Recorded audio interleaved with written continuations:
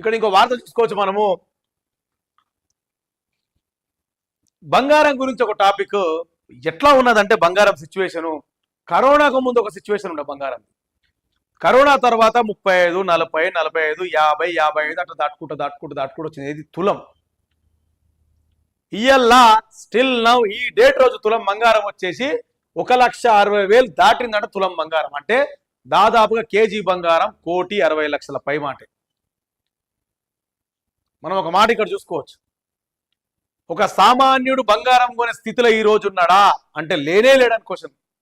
ఎందుకంటే 90% భారతదేశంలో 90 ఎందుకు 95% జనాల్లో ఇంత బంగారం రేటు పెరిగితే కొలలేని పరిస్థితి 95% జనాలలో. ఇక బాగా పైసలు ఉన్నోడు తప్ప, ఇంకా 5% బాగా పైసలు ఉన్నోడు తప్ప, దండిగా పైసలు ఉన్నోళ్ళు తప్ప బంగారం కొనే పరిస్థితి ఎవ్వరికి లేదు ఇలా మార్కెట్లో, ఎవరికి లేదు. తులం 1,60,000 అంటే ఏడికేం కొంటాము, ఏమవుతుంది? 10 తులాలు కొనాలంటే ఒకప్పుడు 3 లక్షలు పట్టుకపోతే 10 తులాలు వచ్చు కరోనాకు ముందు. కరోనా తర్వాత ఒక 5 లక్షలు పట్టుకపోతే 10 తులాలు వచ్చు.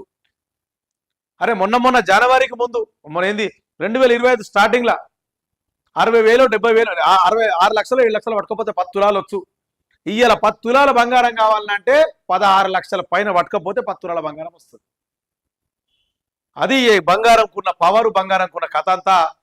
ఇక సామాన్యుడు బంగారం కొనే రేటు, బంగారం కొనే పొజిషన్లో మాత్రం లేడు. ఎందుకంటే ఇది 2 లక్షలు దాటుతుందో ఇంకా 3 లక్షలు దాటుతుందో కూడా మనం చెప్పలేని పరిస్థితులు ఉన్నాం.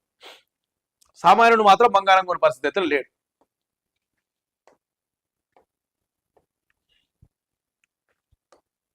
ఇక్కడ 5 ఏళ్ల బాలిక ఉసురు తీసిన చైనా మాంజా బైక్ పై వెళ్తుండగా ప్రమాదం అని చెప్పేసి కూడా 2 వారాల్లో 2 మృతి. దీనికి సంబంధించిన వార్త మీకు ఎక్స్ప్లెయిన్ చేసే ప్రయత్నం చేస్తా. చైనా మాంజా వాడొద్దు, చైనా మాంజా వాడొద్దు, చైనా మాంజా వాడొద్దు అని మొత్తుకుంటూనే ఉన్నారు అంతా. ఇగో 5 ఏళ్ల